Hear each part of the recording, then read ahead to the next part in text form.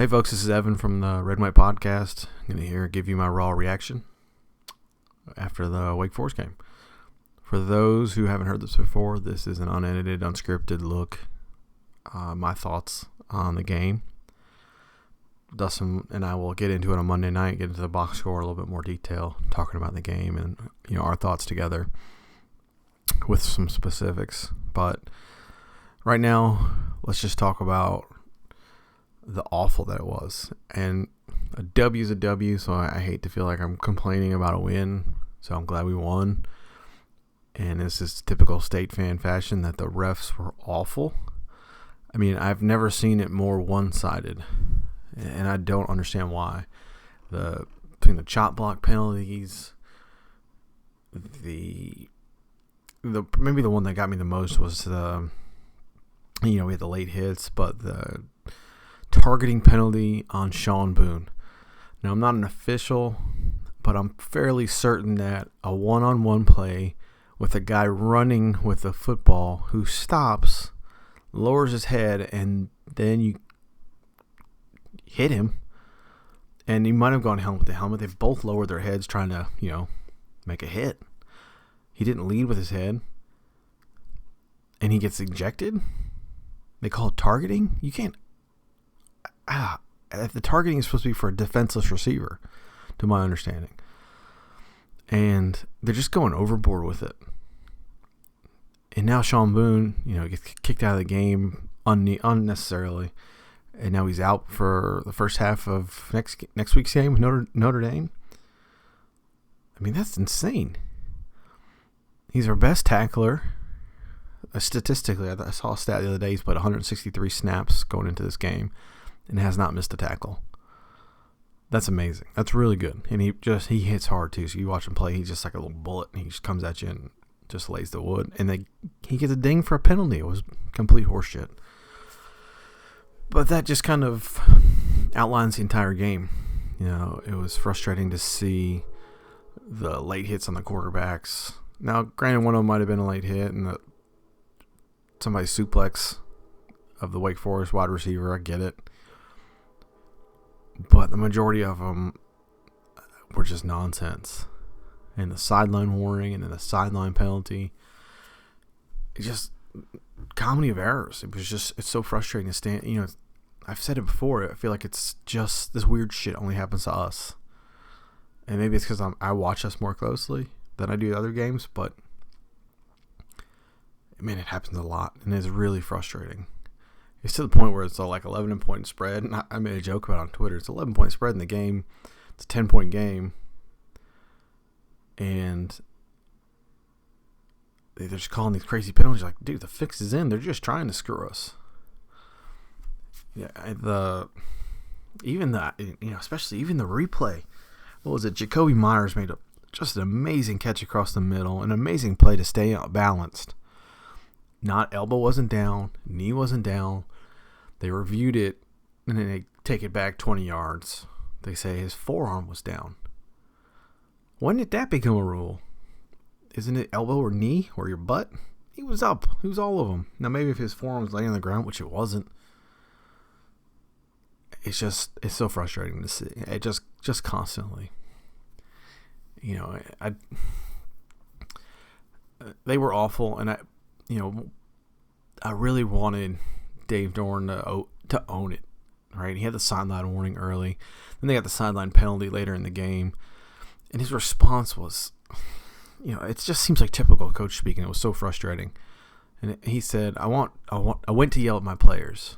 I guess they thought I was yelling at the refs. This is what he said in his post-game press conference. Like, dude, I mean, it's coach speak. I get it. And I don't know if it was true or not.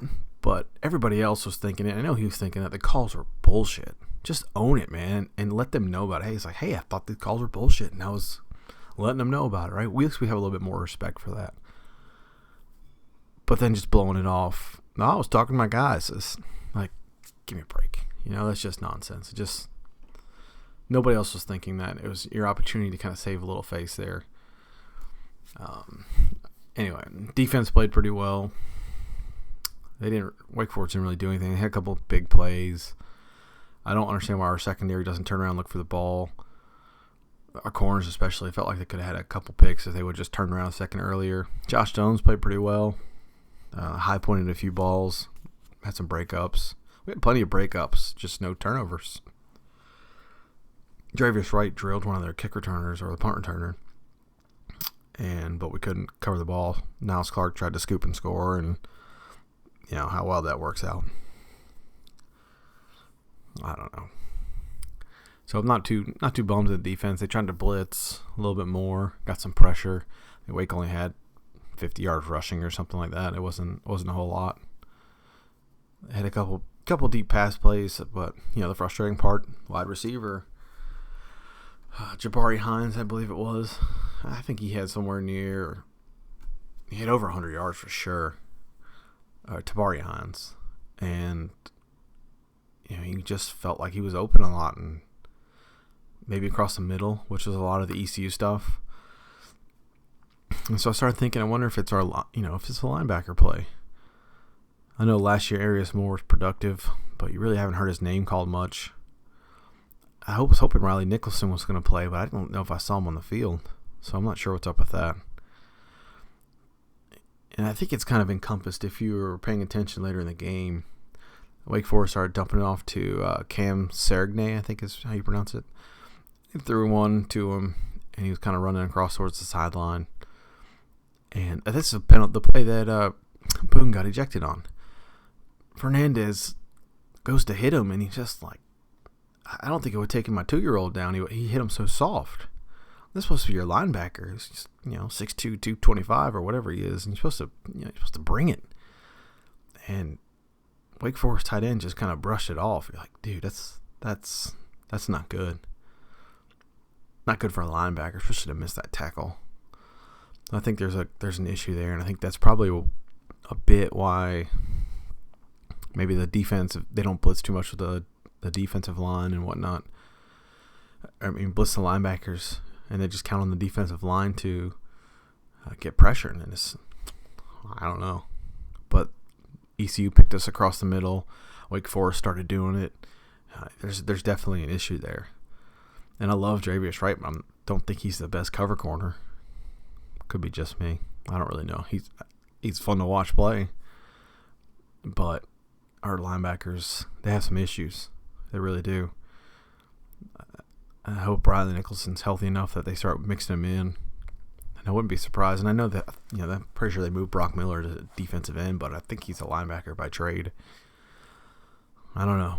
That's kind of frustrating. Kind of see that production still glaring there, because once we get into some of these teams that can, have better offensive lines and better wide receivers and better quarterbacks, it's gonna be a bit of a struggle. They're just gonna exploit that, I think. Now, Wake Forest is a really well coached team. I think you could see that from the difference from last year to this year. Right, they're starting to get a little bit more talent. Dave Clawson's recruiting, but they're a very well coached team. They don't make mistakes. They don't kill you. I mean, they don't kill themselves. They don't have the talent to compete, or to win this kind of game. But you can see, if you flip the coin, why people are so frustrated in Raleigh, because Wake Forest plays a pretty clean game. They do the right things. They don't beat themselves. And that is not us. I think State's really frustrating. I think the fans are frustrated with the style of team that Dave Doeren has. And you can look at it and maybe it's mental mistakes or whatnot, but that comes back to coaching, right? They're not making these mistakes on a well-coached team, and a coach makes that kind of impact. It makes it hard for me to defend Dave Doeren, and I've been defending Dave Doeren for a while. Right now, I'm just kind of like, I don't know what to say, because there's just a lot of mistakes. There's a lot of sloppy play. I think that needs to tighten up. I don't think that you see that in a team with a good coach. And take Washington. We were talking about the tailgate. Washington just pounded Stanford last night. Everybody's darling Stanford, 44-6. Now, Washington had a run back in the 90s, but ever since they've been just mediocre, if not good. I mean, very similar to us. I think. Chris Peterson comes in, Boise State guy, had great success at Boise State, built that program pretty strong. And, he's a good coach. He's well respected by everybody as a good coach. And look at the progress they're making in his second or third year. The team plays strong, man. They play well, and they play to their strengths, and I don't think we do that for some reason. And now, it comes back to the head coach. And I think that's where everybody's frustration is. And I get it for sure.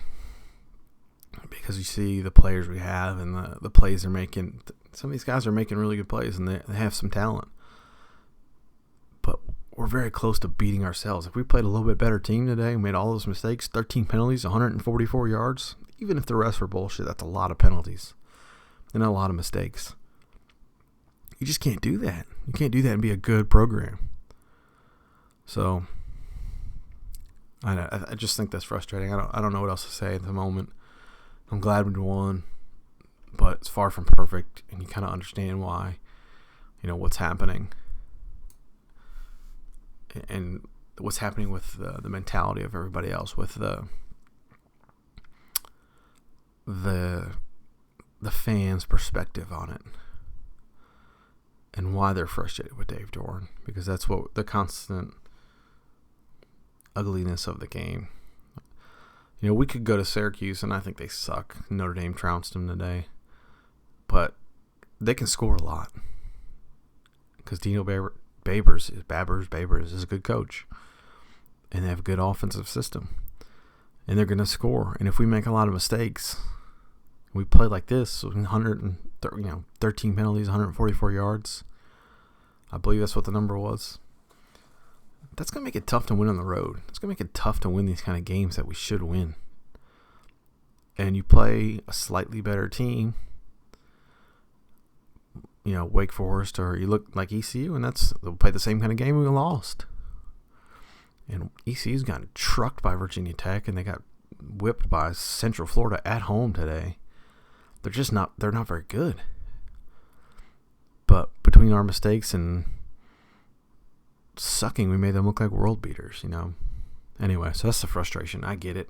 Everybody else gets it, I think. We're all on the same page. Thankfully, Notre Dame's still awful.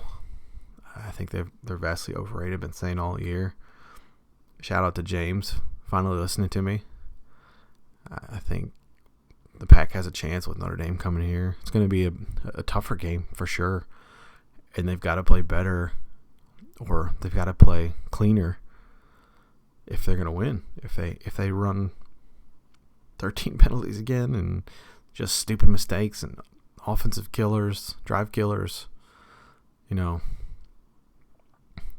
it's not going to work. It's not going to turn out well for us. But we have a shot. I mean, they're beatable. 100% sure. Could 100% have a chance, Anyway, that's all I got. We'll talk more on Monday. If you have anything you want to make sure we include, shoot us over Twitter or email or, whatever. You can find us all over the place. Or maybe the best part of the game, I forgot to mention this, was Boob Girl. And for those of y'all who weren't at the game, they had the dance cam when there's a timeout, and this girl, she was getting into it, and her boob popped out. It was like a little equipment malfunction from the Super Bowl, and it was pretty funny. And then the camera cut away, and then they cut back, and she was still dancing, boob still flying around. It was pretty funny. So, Boob Girl, thanks for the entertainment. Otherwise, let's pick it up. Let's get it. Get back in shape, right? Let's get the team together. I think Joe on Twitter had a good comment. This team is out of control. Reminds me of Chuck the Chess teams with not as much talent. I was like, it's not a far off point. Anyway, holler at us if you got anything to include on the next episode. Thanks for listening. Go Pack.